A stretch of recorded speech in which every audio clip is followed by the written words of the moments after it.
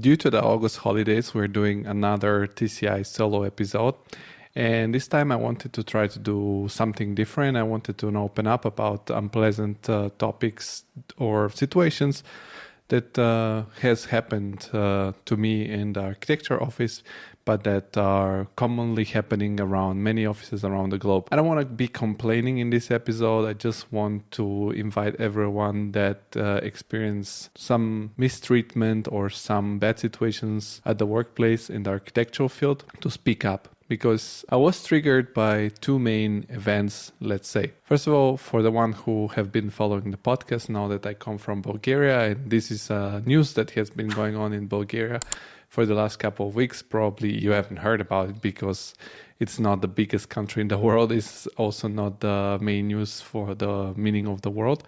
But one guy who was, let's say, mad or jealous of his mistress or girlfriend, I don't know, went at her place, tortured her, shaved her hair and cut her with a cutter. So she got at the end 400 stitches, and the whole public opinion was shaken by this news. I was so happy because all the women went out to protest for the violence, against the violence at home, against the violence on women. And then the other situation that has happened lately I've been following is the one about David Adaye, which is this British Ghanaian architect who has been accused about sexual misconduct.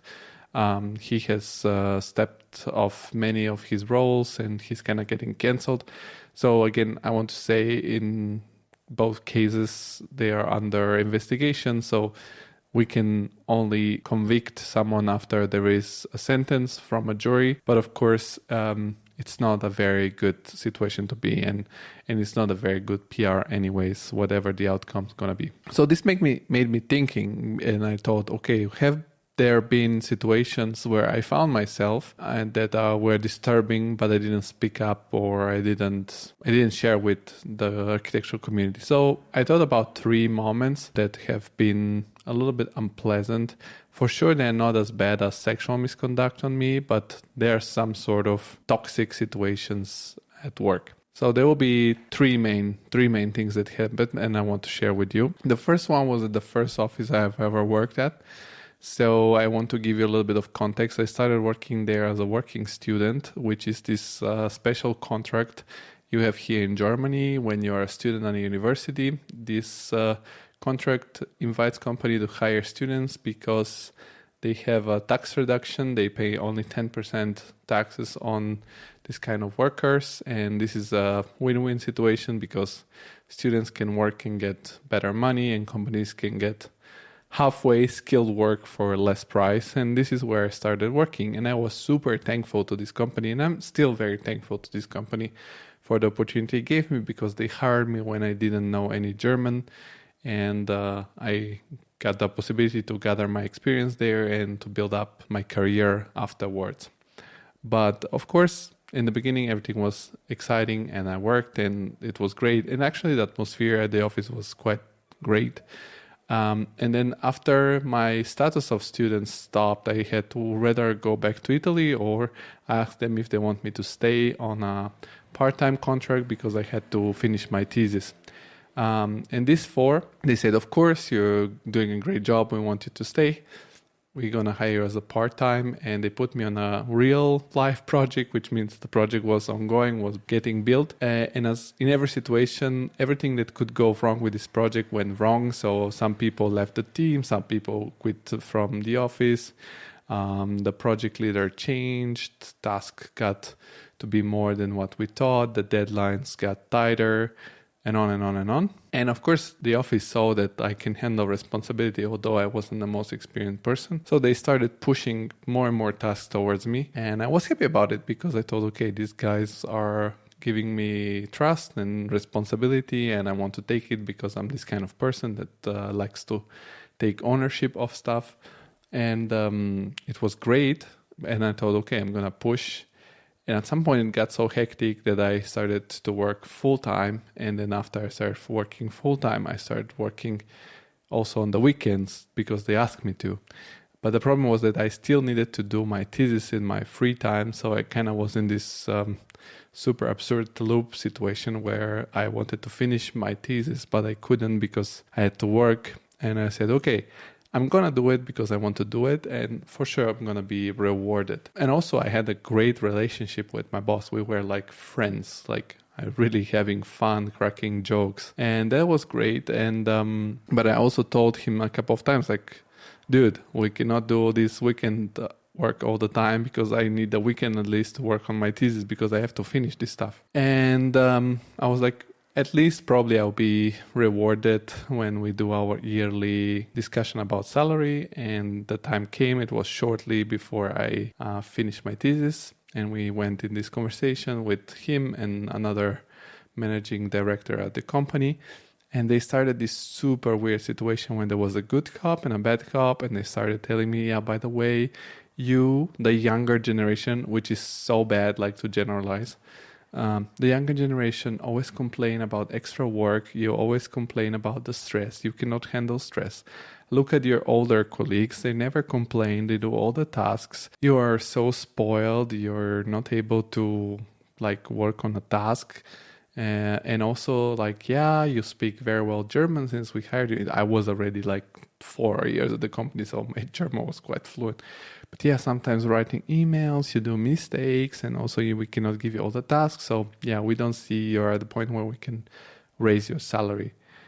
And that made me think, what the fuck? Like, I worked so hard, and now you're playing this, like, I didn't even get mad in the meeting. I was like, just thinking, okay, I know what you're doing. You're trying to, like, whatever I do, you can always find one weakness, point on that weakness, and tell me I don't deserve a raise. And they didn't offer me anything. Like, and I was even teaching, like, the new coming people at the office how to work within our workflow. I was doing like the vice managing project and stuff like that. So I was like, okay, then I see what is happening here. I'm just going to complete my thesis and I'm going to go without even asking you anymore because I think this is so disrespectful. This was what I did, and they got also super upset when I left because they told me you should have told us. And I was like, what the hell? Like, you knew how you acted. And also because the project was about to be completed when I was leaving the office, at the final days of my work, they pushed me even more and more tasks, and I finished the last task, which was like in order to complete the project, and I stayed until 11 at the office. And then after that night I told them, like, from now on, no extra time, no overtime for me, because I'm not gonna do it. It makes zero sense. Deal with it. Back in the days I was thinking that this is kind of the way it works, and I think that many of us find us in this situation where they think it's just the way it is, but it shouldn't be. So if you do overtime, it was written also in the book, How to Win Work, make sure to let know your boss that you're doing them a favor. And there are always, like here in Germany, these bad gray zones in the contract when they tell you you're going to work for 40 hours a week, but including in your contract, you are obligated to do extra or overtime whenever you need it, even if it's on the weekend, even if it's later. And usually most decent offices say, like, I don't know, 10 hours of extra time, and then the overtime afterwards will be whether paid or compensated with free time.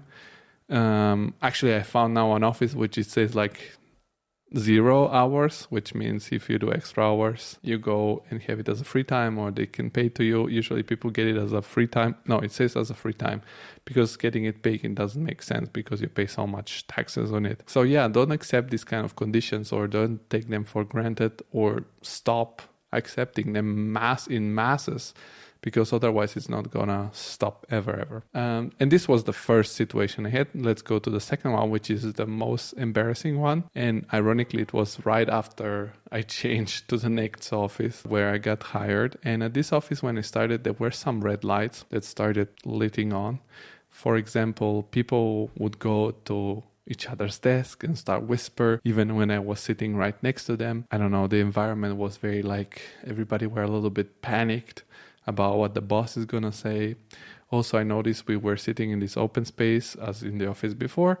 And when one of the managing partners would come in, he wouldn't say like, good morning, everybody. He would just go to the person that they needed to talk to them and leave, which for me was weird. But I thought, okay, I'm a newcomer here. Maybe this is the office culture. Maybe this is, every family, when you join them from the inside, they have their weirdness. So I thought, okay, this is just the way it is. And one day, one of the managing partners come at my place and asked me to follow him and to have a private conversation. And I was like very surprised because I had never anything to do with this dude. But of course, I said, okay, of course, let's talk. And he goes like, we'll go in a room and he goes like, yeah, I wanted to tell you this. By the way, since you're in the office a couple of months, we've noticed that the gentleman bathroom, it's always dirty. So before you came, it wasn't like this. So I think it's you. We assumed it's you. So from now on, whenever you need to go pee in the toilet, please sit on the toilet. And I was like super embarrassed, super surprised. Said like, okay. And then I left the room, tried to shorten up the conversation over there. And I felt like really invaded into my private space. And I think this was the closest experience to sexual assault you can have. I mean, I guess I'm a guy, so sexual assault, it's more unlikely than a woman, but this was super embarrassing and unpleasant and made me think first of all, how do you assume it's me? Because I pay a lot of attention. And so I don't think it was me.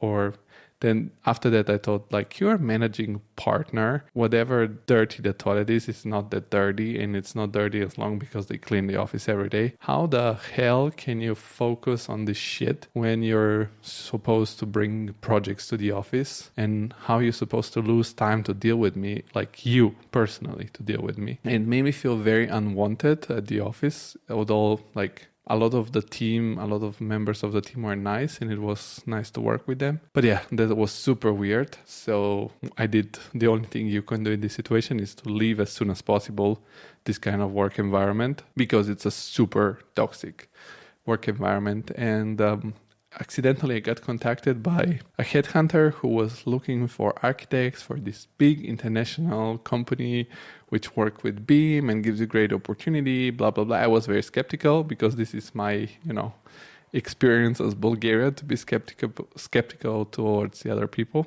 But I was so upset about the situation. So I was like, okay, hell, it's starting COVID pandemic. This is a good job opportunity. Let me try it out. They got me a job offer and I started. And this is so ironic because this was my third office and they had another next horror story from the office. And in this office, the project manager was really mobbing us badly. He would, we had this project with really tight deadlines. We needed to do pre-design, schematic design, the documentation for construction permit and start the construction documentation in 5 months, which is very tight for such a big complicated buildings we needed to design. And this guy was micromanaging, shit-talking everybody.